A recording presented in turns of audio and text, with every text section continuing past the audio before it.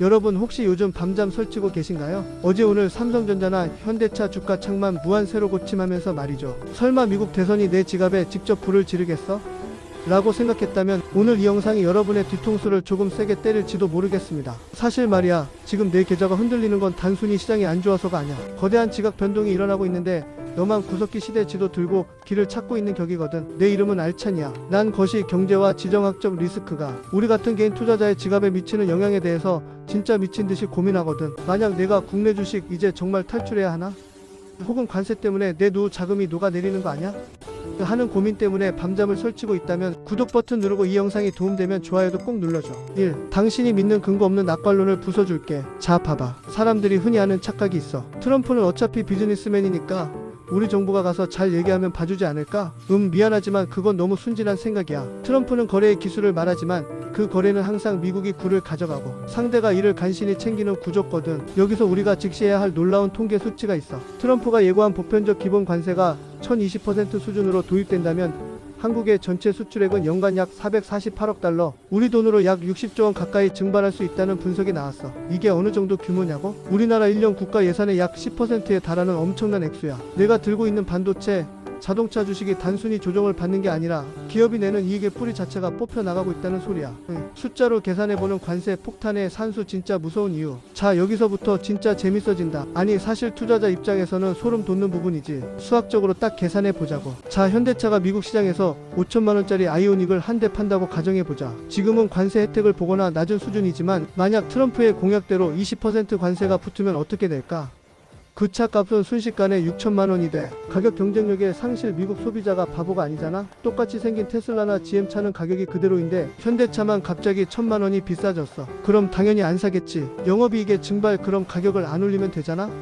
라고 말할 수도 있어. 자, 그럼 그 늘어난 관세 1,000만원을 누가 부담해? 기업이 생돈으로 메꿔야 해. 현대차의 영업이익률이 보통 810% 수준인데 관세로 20%를 떼어주면 물건을 팔 때마다 수익을 내는 게 아니라 오히려 10%씩 적자를 보면서 파는 꼴이 되는 거야. 회사가 자선사업가도 아니고 적자 보면서 장사할 순 없겠지? 결국 배당금은 줄어들고 주가는 곤두박질 칠 수밖에 없는 구조인 거야. 3. 반도체는 대체 불가능하잖아?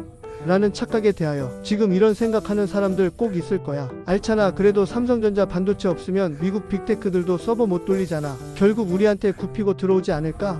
여기서 심리적인 맹점을 하나 짚어줄게. 시장은 팩트보다 불확실성 그 자체를 훨씬 더 중요해. 설령 나중에 협상이 잘 된다고 해도 그 협상이 진행되는 6개월, 1년 동안 주식시장은 망하면 어쩌지?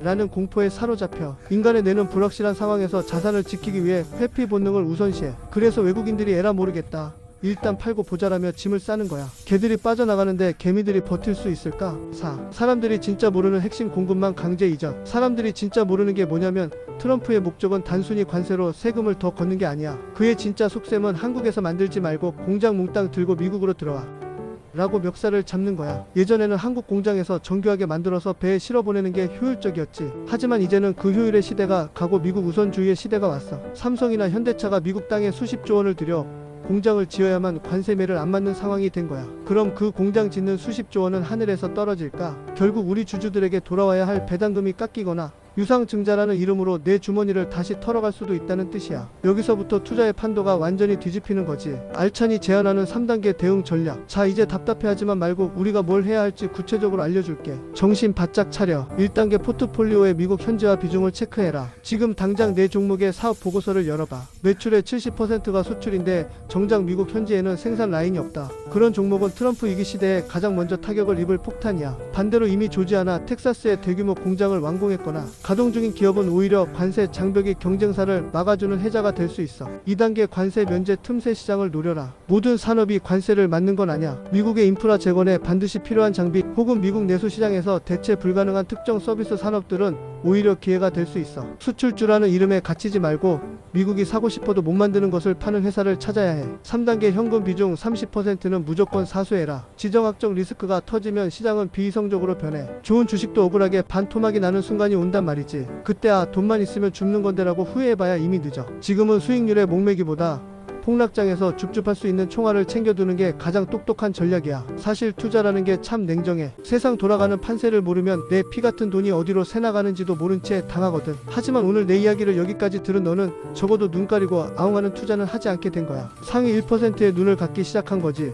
너무 겁먹지는 마. 경제 역사상 위기가 없었던 적은 없었어. 그리고 그 위기 뒤에는 항상 준비된 소수만이 누리는 엄청난 기회가 따라왔지. 오늘 내 조언이 조금 쓰게 느껴졌다면 그건 내가 진심으로 내 계좌가 녹아내리는 걸 보고 싶지 않아서 그런 거야. 자, 오늘 분석이 도움됐다면 댓글에 준비 완료라고 남겨줘. 내가 하나하나 읽어보고 응원해줄게. 더 깊이 있는 종목 상담이나 궁금한 건 언제든 물어보고. 구독, 좋아요, 알림 설정은 내 자산을 지키는 첫 번째 습관이라는 거 잊지 마. 오늘도 성투하고 우리는 다음 영상에서 더 날카로운 정보로 만나자. 안녕.